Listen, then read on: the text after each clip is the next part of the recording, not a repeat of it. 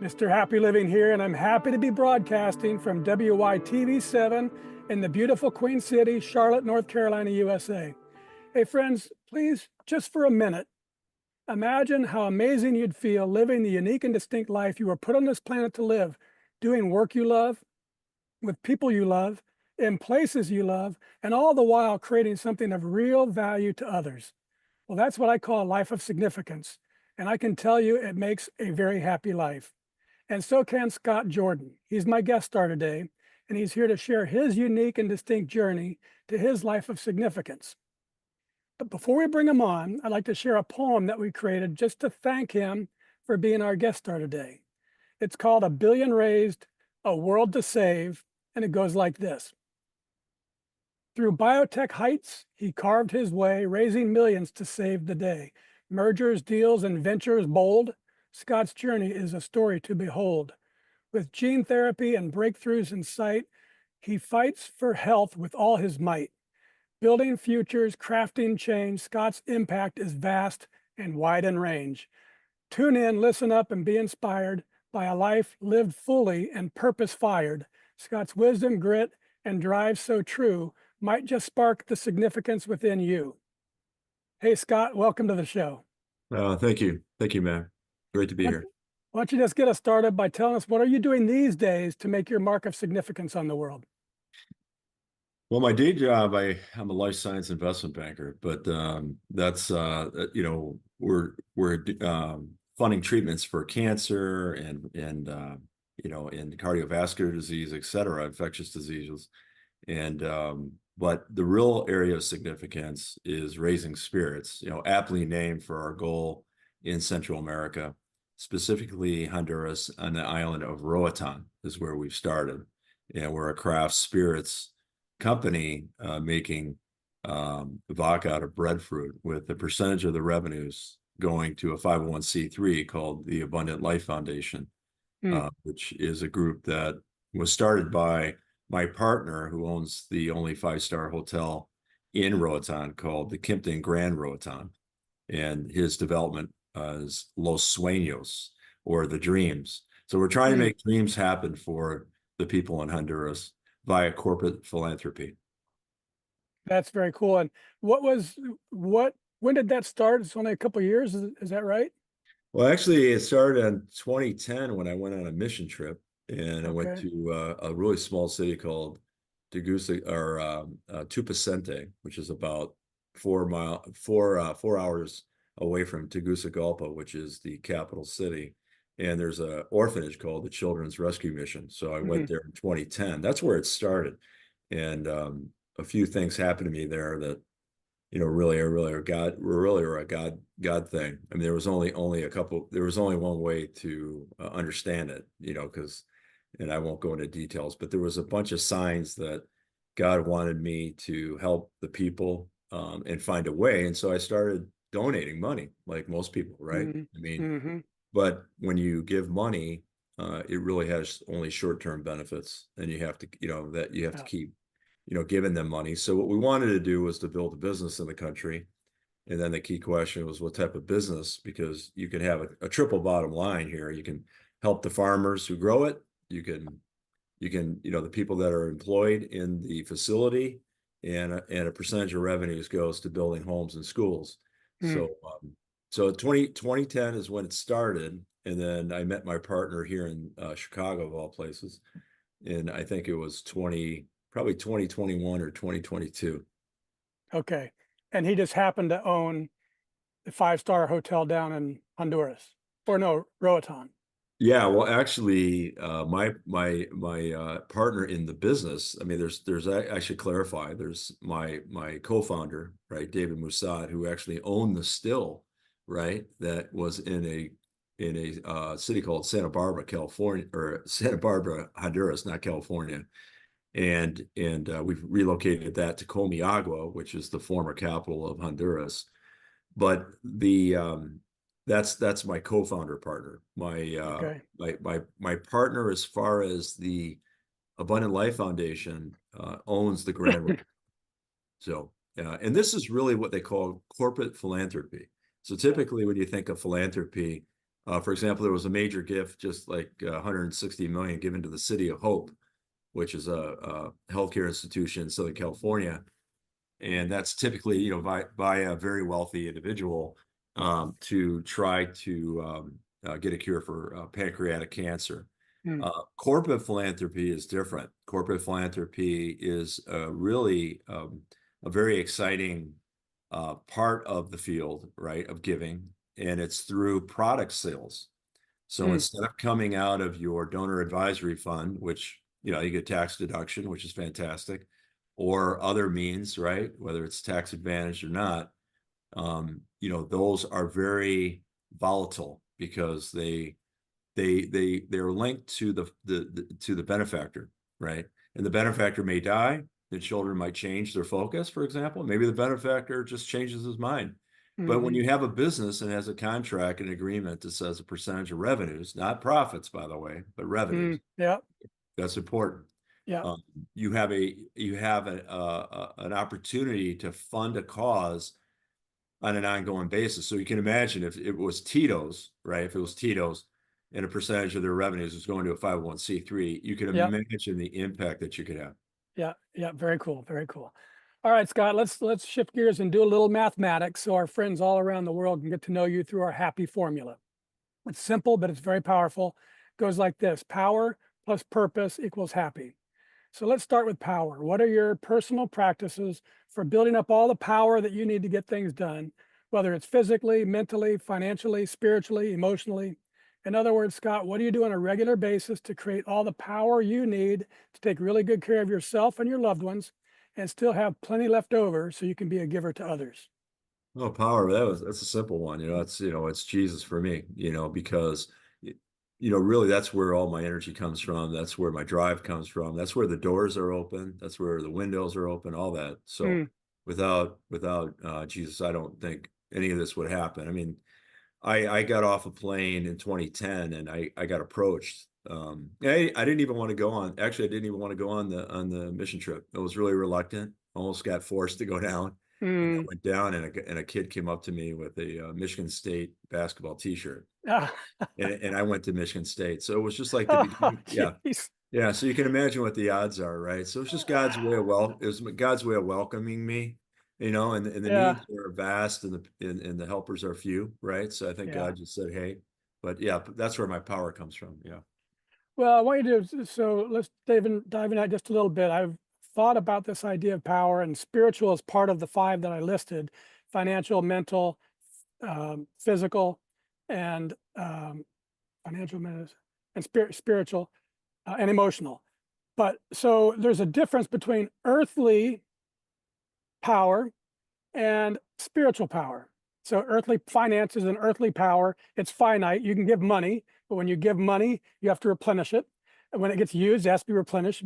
Physical fitness, mental fitness, all has to be replenished. But spiritual power, spiritual energy, the more you use, the more you have. It's really an infinite source of power. So can you talk about the difference between how you use earthly power and how you use spiritual power?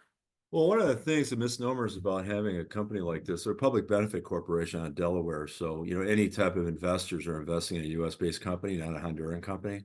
From my banking perspective, I do a lot of work in corporate structuring, and it's really important to have that in place, right?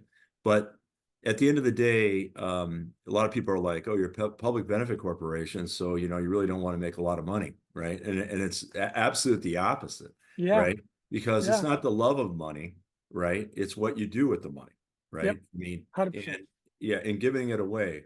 So that's the key. And I made a commitment to the Lord not to take a dime out of this company. I mean, think about Mm, that for a second. So I am an equity, I'm a shareholder, but I'm not, God's blessed me in my day job, right? I yep, don't, it's time to give back, especially on the second half of life, right?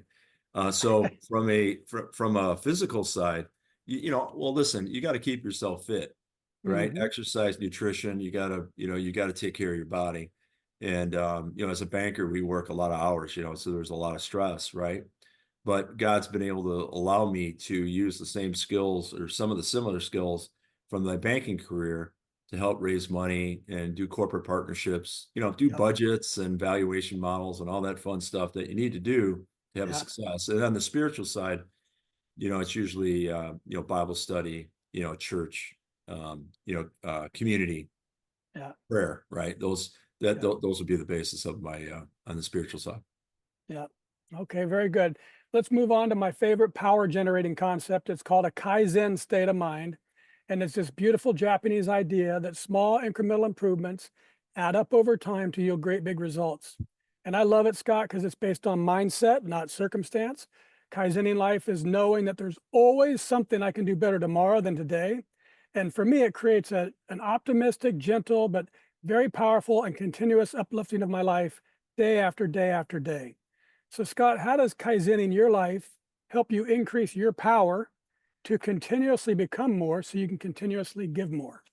Well, this is a great concept. I actually lived in Tokyo for a little bit, not a Ah, long time, but like 2 or 3 months.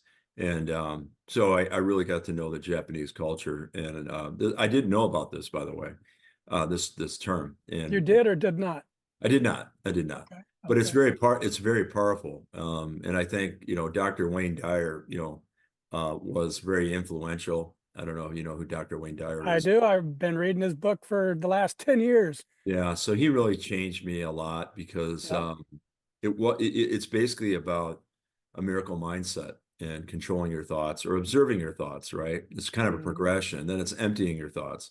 And then so that's kind of like where a lot of people try to get with meditation, right? Hmm. Which you need for rejuvenation. And so if you can do that each day, I think that's incredibly important, right, for each person. I mean, not only Yeah. to reduce your blood pressure, right, and your adrenaline, to lower your stress hormones, but to get to peak performance, you're Yep. going to have some mental discipline. 100%. Yeah, and when you're empty like that and ready to go and kind of supercharged, that's when you can really tap into creativity and you can tap into those to new ideas.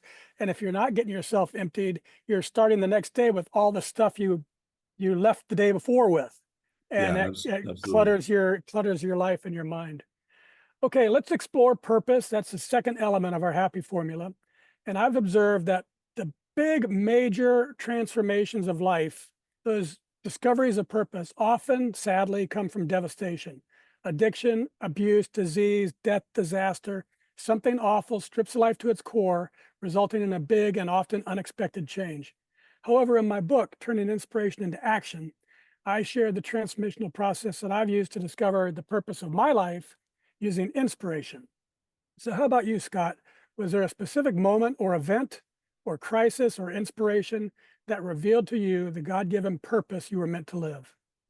Well, early in life, I was raised in a broken marriage. Like my parents got divorced when I was 9. So there was a lot of devastation. It was really an ugly divorce, right? It Mm, wasn't one of those, that you hear mm, about. Some of them go really yeah, well. So I grew up with a lot of instability, right? Being lower middle class, whatnot. And that's when I accepted Jesus, right? At that time, because I knew that I needed a heavenly father because, my earthly parents, so, but actually it was the best thing ever happened to me in a way because it strengthened me, and all that about, we should rejoice in our sufferings, right? yeah, Consider it pure joy, right? There's plenty of yeah, verses out there, but that's where where I've got my determination and and grit, you yeah. know, and so that was that. And then as a banker, where I was talking about like working a lot of hours and stuff. So I've been in the hospital 2 or 3 times with chest pains or some kind of a cardiovascular issue. For example, recently I just lost 35 pounds. Ah, Um, good. just from so great things can come out of a crisis, right? Hmm. And it really sharpens the saw and gets your attention. So for purpose wise, my purpose is basically to serve God, and usually that means serving others. So you're either serving yourself, like in sales, you're either selling or being sold, right? Yeah, You're yeah, either serving yourself, you're serving others, right? So I want to serve others. And my partner, David Dashner is his name, wealthy oil and gas executive out of Austin, Texas, who owns the Kimpton Managed Grand Roatan, the only 5-star hotel mm, in Honduras. It's guys like him. I mean, he's serving people.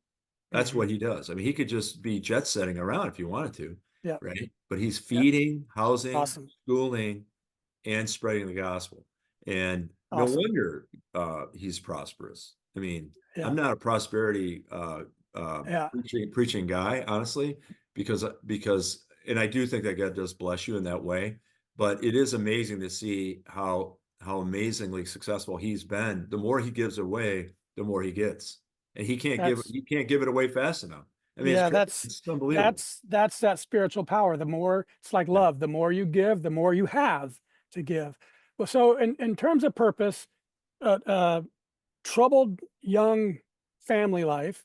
Then I think I noticed from your resume that you got into the financial services and banking and spent a lot of time there as an employee. So I'm anxious to know what was the catalyst to go from employee to entrepreneur and be doing your own thing, number one. And number two, I want you to take us back to the raising spirits and the real move to the philanthropy business. What was the catalyst for that? Because those both seem to me are purpose driven. Yeah, it was interesting. So I was having the typical career path, I started off sales rep in pharmaceutical industry, diagnostics, and then, like sales manager, head of business development. Then I went into investment banking, and it was great. But the entrepreneurial thing just came from the standpoint that I always wanted to, create my own company. I always felt kind of stifled, and I was kind of full of myself, actually. I'll be honest. I was like, oh man, I'm better than this. I shouldn't have to be in this bureaucracy. So, some of it was foolishness, but some of it was actual, I was really driven, and the entrepreneurship fit me really well. But it's a journey. It's a tough journey. It's a tough journey. I'm serious. I mean, Yeah. weekends, nights, people are having fun. You're working hard. And, I knew I had to create a business in Honduras. When I went on that mission trip, by the way, it wasn't your typical mission trip. It wasn't, which are all good, by the way, build a building, build a well, whatever. This was actually meeting with foreign dignitaries and domestic dignitaries. And we had Mm, a film crew to do a reality show after the post-depression in mm, 2009, the Great Depression there, and the financial depression, whatever they call it. But bottom line was we were going to do a reality show, and I didn't even know it. mm. But the whole thing was is take displaced Wall Street executives, put them in a village. This is like Survivor on steroids, and then have them bond with the people and figure out entrepreneurially what, like the grand mean model with microfinance, what these people could do Yeah.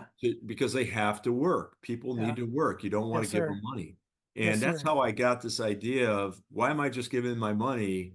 I should be building a business. But then the next thing is what business can you build? And I'll be, I have Southern Baptists in my family. I am not the biggest, I'm to some of them, I'm not the biggest, top of their list right now. But Making vodka for the world. correct, correct. And even from a health perspective, right? But Correct. Yeah. but everything in moderation. I always felt like Jesus, 100%. actually drinking wine, not grape juice. But some people will argue. That's Yeah. fine. We Yeah. can agree to disagree. Yeah. But I will say though that the good thing is that I picked the opportunity that came my way. That's a door that came open. It's not something I created. It just came into my wheelhouse, and nothing else came. Nothing else came, right? Here's the thing. Raising Spirits is a holding company. It's not all about vodka. It's all about spirits. It's got, for example, we make it out of the breadfruit tree, which is an indigenous tree that grows throughout Central America because of the high solar radiation. One tree feeds a family of four for a whole calendar year. Hmm. Wow. It yields fruit 5 or 6 times a year. And they use it to make, it's not glamorous. My wife is Polish, for example, so a lot of potatoes and stuff like that. Not glamorous, but it has some nutrition and people eat it, and it's a staple food. Well, we use it. It makes our vodka taste a little sweeter because everything at the equator is sweeter. Hmm. You go Belvedere, Grey Goose, all and they're great vodkas, by the way. But they're all at the, northern Russia, France, Poland, whatever. And what's interesting is that the margins on spirits are extremely high. And a lesson that I learned was from the cacao industry, because we have a cacao vodka, a chocolate vodka, which is very unique. The cacao that grows in Honduras is some of the best in the world, right? Because it actually was part of the Mayan and Azteca culture, right, back in the day. But the bottom line here is you could pick a business, but unless the business is located in the country, Right. okay, if you're just shipping the cacao from New Guinea, right, in Ivory Coast to Switzerland, and all the chocolate makers are getting the return. The people are not getting the return. Raw Yeah. materials do not typically change. If they did, then bananas would have changed Honduras. They Right. did, right? Right. So it's profit margin, and that Yeah. profit margin has to be redirected into corporate philanthropy. Yeah. Yeah. Love it. Okay, and then just one last thing on purpose, and you mentioned it early in your opening, about the calling from God in Honduras, meeting the kid with the. Did you say Michigan State? Yeah, Michigan State. That's Yeah, better. I'm Ohio. I was born on the Ohio State University, so we can still be friends. But if it was the yeah. University of Michigan, we'd still be friends. Well, yeah, we're probably allies. There's no love lost That's there. right. We're Yeah. allies. So I want you to talk about what were the signs that you had, and then for our audience, why a lot of people will detect a door that's opening, but they won't walk through it. So what were the signs, and why did you just decide to walk through it and change your life with it? Well, in 2010, I had a Christian. I lived in New York City for a while. I have a friend over there, and he kept calling me saying, "I just, feel God is telling me. I feel led to tell you that you need to go on this trip." And he Mm, wouldn't stop. So mm. he called me once, twice a week. And finally, after 3 months of this, I just said, "Hey, listen, if I go, will you stop calling me? Yeah, right. I can't take it anymore, right?" So that's why I was reluctant, right? And I didn't know anybody. This is called the Canaan Society, or there's a Christian group out east that's really it's more like non-denominational group. But Mm, I flew down there. I didn't know anybody. I'm not kidding. I got off the plane. I'm looking for a sign, someone to hold. I mean, it's not like I went down with a group yeah, of buddies. Okay. yeah. And I walk outside of the airport to Tegucigalpa, and the first kid that came up to me was wearing a Michigan State Spartan basketball, and I'm a big, Tom Izzo fan. So I'm just sitting there going, "You've got to be joking!" Like one Yeah. of those jaw dropping, because Uh, the probability of that happening. So that's the way it started, and you're like, okay, you brush that off, and then I went into a Popeye's chicken, and the guy who was leading the mission said, you better eat up because next 2, 3 weeks, this isn't going to be gourmet, you know. And I just said to him, can I buy you lunch or something? It was a simple gesture, and he looked at me and he said, I think you're the guy. And I'm like, no, I'm not the guy. I'm really not. Right. And, it's kind of biblical, isn't it? Like, you're like, no, no, no, I'm not mm, interested. mm, But for whatever reason, he thought that I was going to have an impact. And it just kept, and stuff like that. There's like 3 or 4 things that happened during that trip. So mm, one of the things is sometimes it was scary flying down there. Then when you used to be that it was the second most dangerous airport in the world is in Tegucigalpa. The first one is by Mount Everest over there, mm. But Yeah. this is the Himalayas. The second most dangerous is in Tegucigalpa. It has a cliff on the end, and they've lost a number of planes. And so when you enter in, you go between two mountains, and literally the plane can barely get its second. You land almost, I think it was like on one wheel, right? And the other one, and this is a 737. So, Like so an airline carrier too, because you yeah, got to yeah, yeah. stop. But it was one of those things where it was like I stepped, not only did I mean, I threw myself out the door. I didn't step out the door. And then what was so amazing is that God revealed all this stuff I would have never ever experienced if I wouldn't have taken the first step. And for all Yeah. those that are listening, fear knocked on the door and faith answered, and nobody was there. That comes from Wayne Dyer. I mean, Mm, that's I mean, really, you just got to open up the door, and there's yeah. just nothing there, and then you step through. Yeah. Step Isn't through. that powerful? Yeah. Yeah. Step through and out into the land. I call it the land of the unknown, and you don't know what's going to happen. And but if you're working it, very often my experience has been you'll end up in a place that you couldn't have dreamed of, but you're glad you're there. Yeah, yeah, and I'm Yeah. telling you, there were so many moments where the children, there was running away from the children. There was a monsoon, and I slipped on the water, and they were having trouble catching up to me, and like 30 kids jumped on top of me, and you're just sitting there and going, I would have never experienced that Yeah.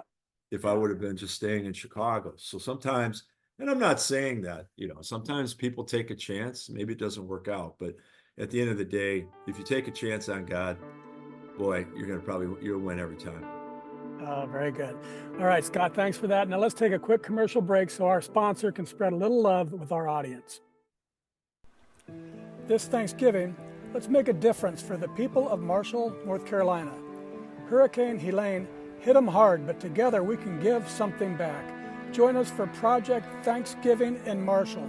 It'll be a day of food, fun, and friendship dedicated to uplifting this resilient community. Your support can bring joy, hope, and an unforgettable Thanksgiving to those who need it most.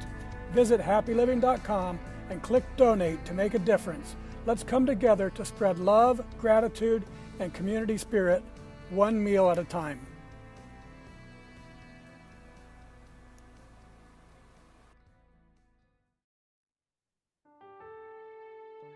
And we're back, and this is the Something Significant Show, and I'm your host, Matt Gersper. And my special guest star today is Scott Jordan. He's an experienced investment banker, C-level biotechnology executive, and a craft spirits entrepreneur. Since 2005, he's raised a lot of money, about $1 billion, helping innovative biopharmaceutical, diagnostic, and medical device companies make it through the capital-intensive research and development phases to deliver new and better solutions to the healthcare industry. But I'll tell you what got my attention was when he told me he was launching a public benefit corporation called Raising Spirits that we've been talking about, that's dedicated to creating opportunity and fighting poverty in Latin America with targeted business, community, and educational programs. Scott, I just love that you're bringing opportunity right to where the poverty lives. And I think you're going to love this article that I found called The Science Behind the Power of Giving. And it says that the act of giving itself can be a gateway to discovering your reason for being on the planet. It tells us that science says giving our time and talents and treasures is a powerful pathway to discovering purpose and overcoming difficulties and finding fulfillment and meaning in life. So I updated our formula. Power plus purpose plus giving equals really happy.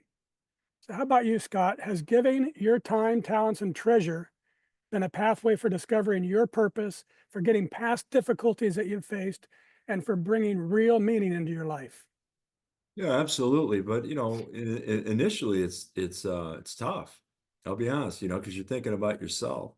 And then you're like, oh man, I gotta, once again go through that door. So you start giving, and then it gets infectious. Mhm. Now you're kind of getting hooked to something great.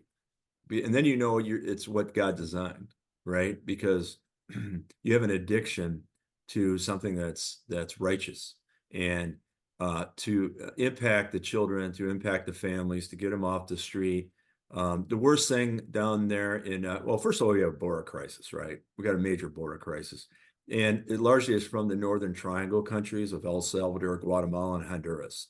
Mm. They don't have enough economic opportunity. And the best way to do that, to make it so that they stay in their countries, because most of them actually do want to stay. They actually don't want to make the trek through Mexico on a train with all the inherent dangers, is they want to work. But if they Yeah. can't work and there's no prosperity, then they turn to gang violence and all that. So for us, we not only want to buy the breadfruit, the giving is what, right? It's building a company that can pay for the breadfruit, right? And Mm. then they have money to feed their family. Then it's the people who work in your factory, Right. right? Right. So now not only do they have money, but they're keeping themselves busy. Idle time, especially for men, is just absolutely devastating, right? It's Yep. devastating. And then lastly, you're taking a percentage of the revenues that could go to investors, and then you're putting it into a 501c where 100% goes to, and it's audited, and the money stays in the country, right? So the margins stay in the country. So that's pretty exciting. So that's how we're giving. But yeah, no, giving is it almost just frees you. It actually Yeah. frees you. That's all I can Yeah. say. Yeah. Yeah. You mentioned something earlier that reminded me of a very similar walk that I went through. And I think you said that you were early in your career when you were going to become an entrepreneur is because you were full of yourself. And I know I was that same way too. And I read, it was actually in Wayne, I think a Wayne Dyer book, but anyways, I read this phrase um, about a story with Alexander the Great walking through and conquering all the world and running into some naked yogis. And to make this long story short, the army was trying to push the yogis out of the way for the great king to come through. And the yogi said to the soldier says, "Do you know who's coming? Alexander the king, the great is coming, and he's conquered the world. What have you conquered, naked yogi?" And the yogi says, "I've conquered the need to conquer the world." And That's boy, good. when you get there, then it's about, okay, what can I do for others? It's all of a sudden you're looking out instead of in, and it changes your life, doesn't it, Scott? Yeah, I mean, just think about it. We're here for, if we're lucky, 70, 80 years, and then there's eternity. I mean, if you put it in that light, eternity is a pretty long time. So Yes, I don't know. I don't know. If there's no U-Haul behind the hearse, I that's it. mean, none of these really rich people that I talk to, they're not taking anything with them, and they may Correct. give it to their kids, and that's a worthy endeavor, right? Yeah, I respect that, but it's letting go and yeah, letting God, yeah. Very basically. good. Yeah. Very good. And so the science tells us that giving to others helps bring real meaning to our lives, which is interesting. And the joy that we feel from the fourth element of significance, that we say doing work that creates value for others, that confirms it. But there's something more to it than just the giving, Scott. And I believe that the real magic of life comes when you're giving from living in your purpose. So, Scott, the audience and I would like to know how it makes you feel to be happy living your life and giving to others through the work you were put on this planet to do. And the people all around you have taken notice. So just sit back and open your heart and have a listen to what people are saying about the impact that you're making on their lives by finding the magic of giving from living in your purpose. One person said, "Scott provides continuous positive forward momentum coupled with business understanding that is very critical to established and emerging biotech companies." Another said, "I'm always impressed with Scott's ability to create new opportunities and follow through with them."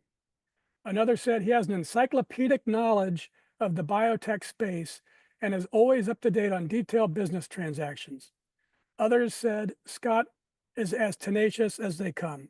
He's effective and he's bright, a quick learner, tireless, persevering, hard worker, creative, adaptable, relentless." One person called you the James Brown of investment banking. I'm not sure what that means, but it sounds like a good compliment. And finally, one person said, "Scott is one of the hardest working and most highly ethical gentlemen I've ever had the pleasure to do business with, but also to call a friend." So, Scott, how does all that incredible love make you feel? Oh, that's incredible. I mean, I don't know what to say. It just kind of chokes you up a little bit. I don't know. I recognize some of those. It's really great to be admired for hard work, but God is the bulldozer and I'm just the shovel. So, Mm, if I just try to dig and do a project without God, I'm just not going to be successful, right? So I just give God all the glory, in the good times and the bad times. And there yep, are there are a lot of bad times yep, for people in Honduras, and but like I said, out of tragedy, like they look at like on those nature shows, where the forest burns down, but it was necessary because it puts the nutrients in the soil. yep. You know, great things happen. But yeah, no, it's really humbling to hear some of that. Yeah, and I didn't get I would love to have, maybe you can help us with this, but I couldn't pierce the Honduras veil. But can you share, just give us a couple of highlights of experiences that you've had, the impact that your effort, let's not just say you, but your effort with this Raising Spirits business has come back to you in the form of gratitude from a child or one of the country people or someone you've employed. Can you just give us a couple of those experiences, and Yeah. that it must just your heart just must burst when you hear Well, it. some of it, we're early still, so we're not contributing as much as we will, right? Because we're a startup. But, the plans are all in place, to really, because of the 23 homes at Los Sueños, which is the 501c Abundant Life, that's what they're funding, right? And I had the opportunity of seeing the grand opening and see these families, specifically the mothers, right? I Mm, mean, oh my gosh, are you kidding me? These families are coming out of the ghettos. Their kids are, most of them are parasitic infested, right? They've mm, got all kinds of parasites and bacteria and mm. whatnot because of the living conditions. And you got this beautiful community that's been built, from David and the Lord. And to witness the mothers and the joy and the crying and the kids now have their own room and she's Yeah, got a stove, just the basics that we all yeah, take for granted, right? yeah, But yeah, if you never had any of that stuff and you're worried about your children, and so that's amazing. So I think if God allows it and equips it and enables it, we're hoping that we can with product sales of Lazona, right? That we can which by the way, Lazona, the name Lazona, because I lived in Miami a little bit last year to do some tastings and stuff. The word Lazona means local people. hmm, So the name of my vodka is actually, and I didn't name it by the way, hmm, is actually representative of what's going on at Los Sueños, which is a group of individuals that live in a community that provides, strength and inspiration and comfort and awesome. security, right in a very, somewhat dangerous part of the world. Yeah, So it's funny how my vodka it was almost like the name was way before I did any of yeah, this. And yeah, it's just reminding me that it is about the zone, the local people. Yeah. yeah, yeah. That's awesome. And that's what this show is all about, is finding that magic in each of our lives. And it's available for each of us. That's what I believe, Scott. And it comes from this great big happy circle. It seems that giving your time, talents, and treasures is a powerful pathway for discovering your purpose. And then giving from living in your purpose brings a profound joy to your life, but also to the lives of those around you. So giving leads to purpose, and giving from purpose leads to joy. So to capture the entire exponential power of our happy formula, Scott, I've got to tweak it just a tiny bit more. To power times purpose times giving equals happy to the third power. And that's really, truly, deeply happy. Does that sound about right to you? That's amazing. Yeah, it's amazing. Very good. All right, let's wrap things up the lightning round. I love the power of words and the capacity for great quotes to change lives. So I'm going to read a few of my favorites and ask you to tell us what they mean to you, and just give us the first thing that pops into your mind, because we call this a lightning round. Sure. Here we go. This is from the great Peter Drucker. Efficiency is doing things right. Effectiveness is doing the right things. Working with integrity and purpose. Very good. This is from Paul Hawken. He said, relax, take your time, work, practice, and learn. God is in control. Very good. I'm interested in how you might fit your experience in innovation and invention with biotech into this quote. It's from G.K. Chesterton. And he said, before you tear down a fence, found out why it was put up in the first place. um, I would say that yeah, that's interesting. I would just say that the success factors are universal, between my banking practice and my startup, right?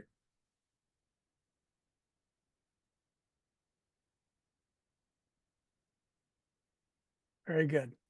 Okay, this is from Robert Greene. He said, mastery is not a function of genius or talent. It's a function of time and intense focus applied to a particular field of knowledge. I would just say determination, perseverance, never give up, Yeah, you yeah, know, grit. yeah.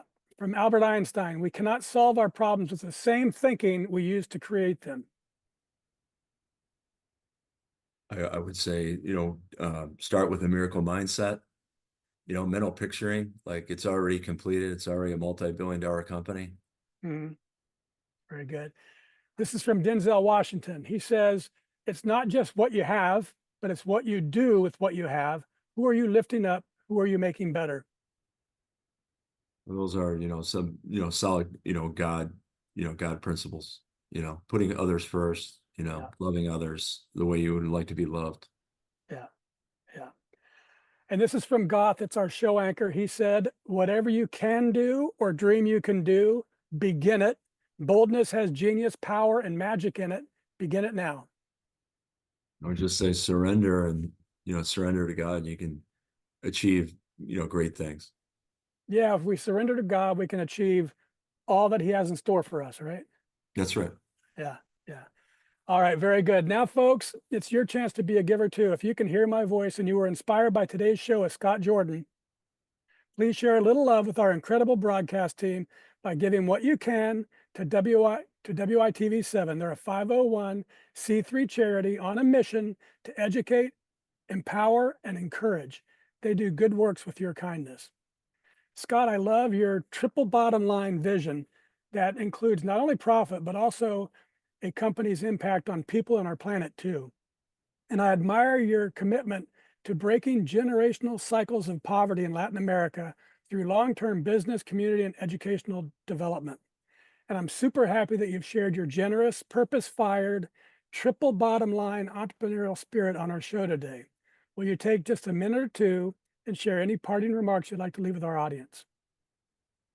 Well, first of all, I just want to say thank you for the opportunity. This has been a real blessing to be involved in this talk. I would say that wherever you choose to give, the main point is giving is power, like you talked about, and that happiness to the third, exponential power, Mm, and fear and scarcity, right, prevent people from stepping out. You can give your time, you can give your mind, you can give your money, because everybody thinks giving is money, but right. serving a lot of times is just you, Yep. right? You yourself. And so a lot of times when you're down in Honduras, you're not giving any money. You're just helping people, right? And I just feel like you'll find yourself. You'll find yourself, and you'll free yourself from materialism, and I think that you'll get closer to God. And so I would encourage all your readers to just to get that power you were talking about today. The purpose, the power, the happiness. Yep. Giving really is the key. And you've heard this before. A lot of people talk about it, but it's easy to say, but it's hard to take that first step, get on that first flight, right, down to some place Yep. that you've never been to, and you're afraid of maybe going, but you're going to go for it. And then God's going to meet you at the airport, and He's going to be wearing a T-shirt from your alma mater. Perfect. Perfect. I didn't do anything when I saw my sign, but I had a very similar sign on a vacation trip over to Indonesia, and I was in the middle of this little tiny island that was a boat ride away from any kind of almost civilization, and so out in the middle of nowhere in Indonesia, and the kids running around with an Ohio State Buckeyes T-shirt. I thought, huh, and there was birds flew over. There was something I was supposed to get from that. I didn't. I'm glad you got yours. Yeah. But the signs are everywhere. And so thank you, Scott. I really appreciate that. And I also want to thank WITV7 for hosting and promoting our show so we can keep interviewing inspiring guest stars like Scott and reaching folks just like you, ready to create your own extraordinary lives. And most especially, thank you, viewers and listeners. You'll find links to social media and all things Scott Jordan. Find him, friend him, learn about opportunities for investing in his latest breakthrough technologies and supporting him in his efforts down in Honduras too. You'll find all the links in the show notes. From me to you, dear friends, I love you and I want you to be really, truly, deeply happy too. So go to happyliving.com right now and download our free mini but mighty ebook. It's called Making Your Mark of Significance. And once you read the book, and it only takes about 30 minutes, then give some thought to what we can do together, you and me, to improve the happy of your world, one person at a time. Till next time, I'm Matt Gersper. You are awesome, and this is the Something Significant Show.